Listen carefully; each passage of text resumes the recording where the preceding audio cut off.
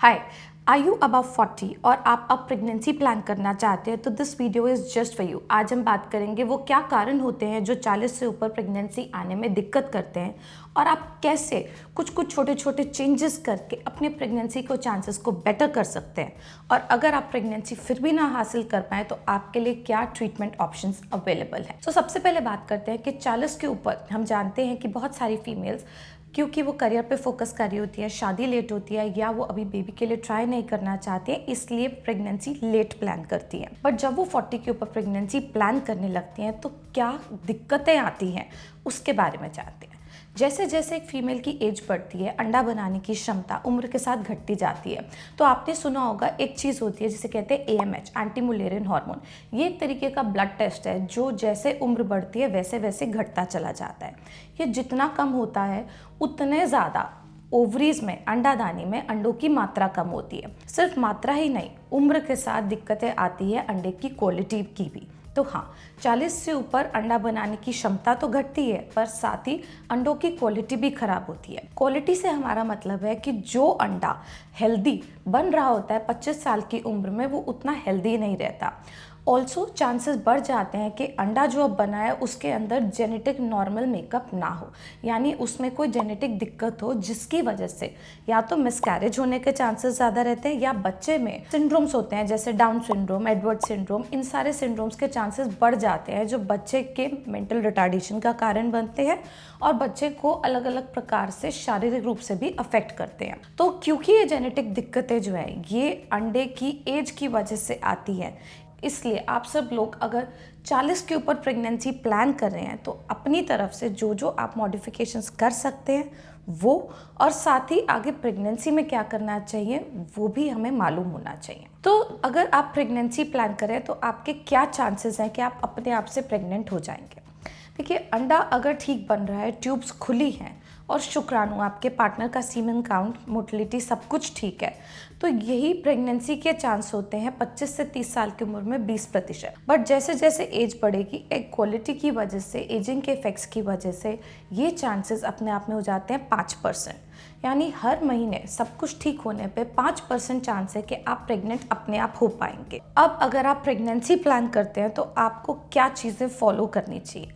सबसे पहले तो अपने वज़न को एक नॉर्मल BMI की रेंज में लाना चाहिए। बहुत ज़्यादा अगर आपका वज़न है जितना होना चाहिए तो प्रेगनेंसी के चांसेस और कम हो जाते हैं।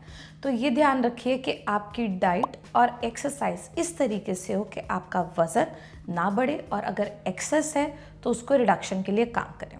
कुछ बेसिक हार्मोनल टेस्ट होते हैं जैसे कि थायराइड का टेस्ट हो गया, प्रोलैक्टिन का हो गया, डायबिटीज़ का टेस्ट हो गया। ये सारे टेस्ट यदि आप कराते हैं और उसमें अगर कोई दिक्कत आती है तो इसको भी साथ ही साथ ट्रीट करके चलना चाहिए, क्योंकि ये भी एग अच्छा ना बने इसका कारण बन सकते हैं और आगे प्रेगनेंसी में भी आपको दिक्कत कर सकते हैं, मिसकैरेज का कारण बन सकते हैं। देन अगर आप चाहते हैं कि आपके एग की क्वालिटी अच्छी हो, हमारी एक और वीडियो है how to improve the egg quality, उसे ज़रूर देखें।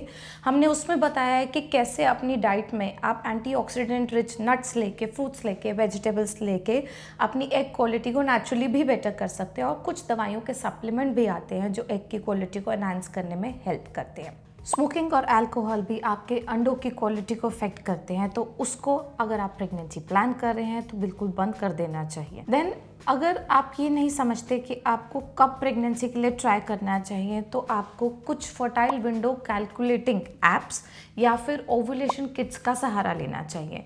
और अगर हम कैलकुलेट करें साइकिल की लेंथ से तो मोटा मोटा ये हिसाब होता है कि अगर आपकी साइकिल की लेंथ 25 दिन की है तो अंडा जो है वो 11वें दिन के करीब बनता है। अगर 22 दिन की है तो अंडा जो है वो 8वें दिन के करीब बनता है।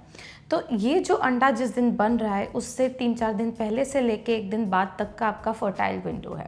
अगर आप इसमें रेगुलरली ट्राई करेंगे तो ही आपकी प्रेगनेंसी के चांसेस मैक्सिमम हो सकते हैं। और अगर आप ये सब ट्राई कर चुके हैं, 6 महीने से ज़्यादा हो गए हैं, तो आपको इन्वेस्टिगेशन की ज़रूरत है।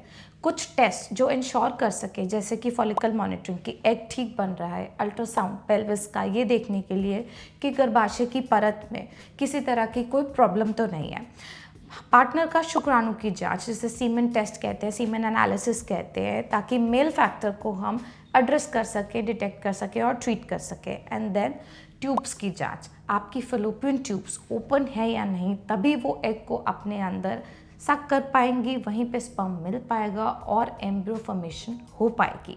तो ट्यूब्स का ओपन होना बहुत ज़रूरी है। तो अगर आपको प्लान करते हुए टाइम हो गया, आपको इन सभी टेस्ट के लिए जाना चाहिए ताकि पता कर पाए कि आपको किसी इनफर्टिलिटी ट्रीटमेंट की ज़रूरत है या नहीं।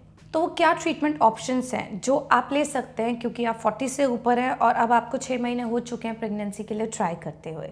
सबसे पहला होता है इंट्रायूट्राइन इंसेमिनेशन। अगर आपके ट्यूब्स, सीमेन, एग सही बन रहा है तो नेचुरल ट्राई करते करते भी आप इंट्रायूट्राइन इंसेमिनेशन को अडॉप्ट कर सकते हैं। इसमें हस्बैंड के सीमेन सैंपल को लेते हैं, वॉश करते हैं और आपकी बॉडी में जिस दिन एग रिलीज होता है उस दिन यूट्रस के अंदर प्लेस करते हैं।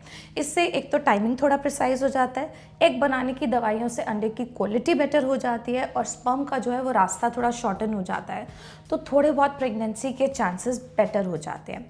अगर हम एक आंकड़ों में बात करें तो जिनका 5% का नॉर्मल चांस होता है वो खुद नहीं प्रेग्नेंट हो पा रहे, तो प्रोबेबली ये चांस 2-3% तक ही रह जाता है। IUI से कुछ जादू नहीं होता, पर ये 5% का चांस वापस रिस्टोर हो सकता है।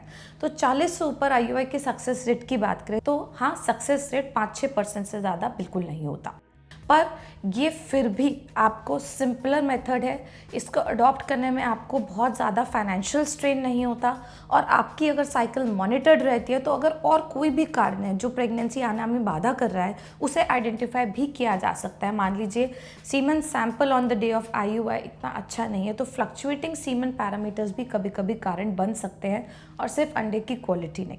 दूसरा, जब हमने अंडा बनाने की दवाई दी तो एक की जगह अगर 2 अंडे बनते हैं तो उसमें भी ये देखा गया है कि मान लीजिए अगर एक भी अंडे की क्वालिटी 19 है तो दूसरा अंडा जो है वो प्रेगनेंसी आने में हेल्प कर सकता है। तो IUI पर से सिंपल ट्रीटमेंट है, कॉस्ट इफेक्टिव ट्रीटमेंट रहेगा अगर आप 40 से ऊपर है और नेचुरली प्रेग्नेंट नहीं हो पा रहे। देन सेकेंड आता है IVF, इन विट्रो फर्टिलाइजेशन, जिसे टेस्ट ट्यूब बेबी भी कहते हैं। 40 से ऊपर अगर हम सक्सेस रेट की बात करें तो ये करीब 15 से 20% होता है। अगर यंग फीमेल्स की बात करते हैं तो सक्सेस रेट 60-70% भी आ सकते हैं, क्योंकि यहाँ पे इम्पॉर्टेंट है कि अंडा बनाने की क्षमता कितनी है, IVF में कितने अंडे बनाए गए, शरीर से निकाले गए, उससे भ्रूण तैयार किए गए और उसमें से कितने A ग्रेड के। तो जैसे जैसे एज बढ़ी, एग बनाने की क्षमता भी कम होती है। तो जो 10-12 अंडे एक यंग फीमेल में हम निकाल पाते हैं वो 40 से ऊपर फीमेल्स में कभी कभार नहीं मिलते हैं, जिसके चलते ग्रेड A एम्ब्रियो बनने के चांसेस भी कम होते हैं। दूसरा, एज रिलेटेड चेंजेस की वजह से भी एम्ब्रियोज की क्वालिटी ज़रूरी नहीं है बहुत अच्छी हो, पर अगर एक साइकिल में 10-12 अंडे रिट्रीव हो जाते हैं, 2 A ग्रेड एम्ब्रियो तैयार हो जाते हैं, तो प्रेगनेंसी का चांस काफ़ी अच्छा हो सकता है, to a tune of around 30-40% also. So अब ये निर्भर करेगा एग क्वालिटी पे जब हमने एग रिट्रीवल किया। दूसरी ऑप्शन आती है उनके लिए जिनमें अगर एक बारी में अंडे अच्छे से मात्रा में नहीं रिट्रीव हुए, तो एम्ब्रियो पूलिंग कर सकते हैं, जिसमें क्या होता है कि इंजेक्शंस IVF के एक साइकिल लगाए जाते हैं, अंडे निकाले जाते हैं, पर एम्ब्रियो ट्रांसफ़र नहीं किया जाता। दूसरी साइकिल में दोबारा से इंजेक्शन लगा के अंडे बनाए जाते हैं और निकाले जाते हैं। तो अब 2 साइकिल्स के जो अंडे हैं उनसे बनाए हुए एम्ब्रियोज को पुल किया जाता है और फाइनली जब एम्ब्रियो ट्रांसफ़र किया जाता है तो इन्हीं में से बेस्ट एम्ब्रियोज को चूज़ करके करते हैं। इससे भी प्रेगनेंसी के चांसेस एनहांस हो सकते हैं, क्योंकि ट्रांसफ़र सिर्फ तभी किया जाता है जब 2 A ग्रेड अच्छे एम्ब्रियोज हमें मिल पाए। तीसरी ऑप्शन आती है अगर आप सारी चीज़ें एग्जॉस्ट कर चुके हैं, आपने नेचुरली भी ट्राई किया, IUI भी ट्राई किया और वो आपके लिए वर्क नहीं कर रहा है, तो देन IVF में भी आपने ट्राई किया कि अच्छे अंडे नहीं बन पा रहे हैं, हम डोनर एग्स की हेल्प ले सकते हैं। डोनर एग्स होते हैं कि एक यंग फीमेल जिनकी अपनी फैमिली है, जिनके ऑलरेडी बेबी है, वो विलफुली अगर इंजेक्शंस लें, एग रिट्रीवल कराएं और उनके एक्सट्रैक्टेड एग्स को आपके पार्टनर से फ्यूज़ किया जाए और एम्ब्रियोज बना के आपकी लाइनिंग में प्लेस किया जाए। 40 के ऊपर यूट्रस की इतनी एजिंग नहीं होती है, तो गर्भाशय की जो लाइनिंग है वो फिर भी बहुत हेल्दी होती है प्रेगनेंसी लाने के लिए। ये तो हमने मीनोपॉजल वुमेन में भी देखा है, उन फीमेल्स में भी देखा है जिनकी अंडा बनाने की क्षमता 0 हो जाती है, वो डोनर एग्स से कंफर्टेबली प्रेग्नेंट हो पाती हैं और उतना ही सक्सेस रेट अचीव हो पाता है जितना कि एक young female, which is around 60-70%। But ये एक पर्सनल चॉइस है कि आप अपने ही एग से अगर प्रेग्नेंट होना चाहते हैं तो आपको एम्ब्रियो पूलिंग के लिए जाना चाहिए। ओवेरियन रिजुविनेशन टेक्निक्स भी आजकल आ गई हैं, जिसमें कोई फीमेल जिनकी एग बनाने की क्षमता बहुत कम हो गई है, वो स्टेम सेल और पीआरपी इंजेक्शन से ओवरीज में कुछ हद तक एग्स की मात्रा को बढ़ाने में मदद कर सकती है।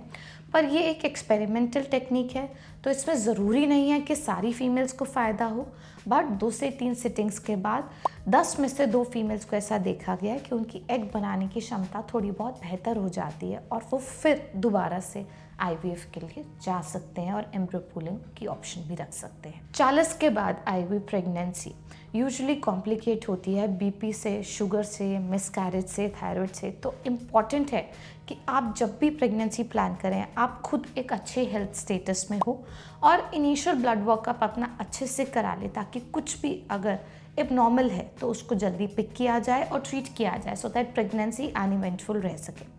अगर आप प्रेगनेंसी प्लान कर रहे हैं तो आपको इस वीडियो से आई एम श्योर हेल्प मिला होगा प्रेगनेंसी प्लानिंग में, टेस्टिंग में और वो ट्रीटमेंट ऑप्शंस जानने में जो आपको हेल्प कर सकते हैं ताकि आप जल्दी प्रेग्नेंट होएं।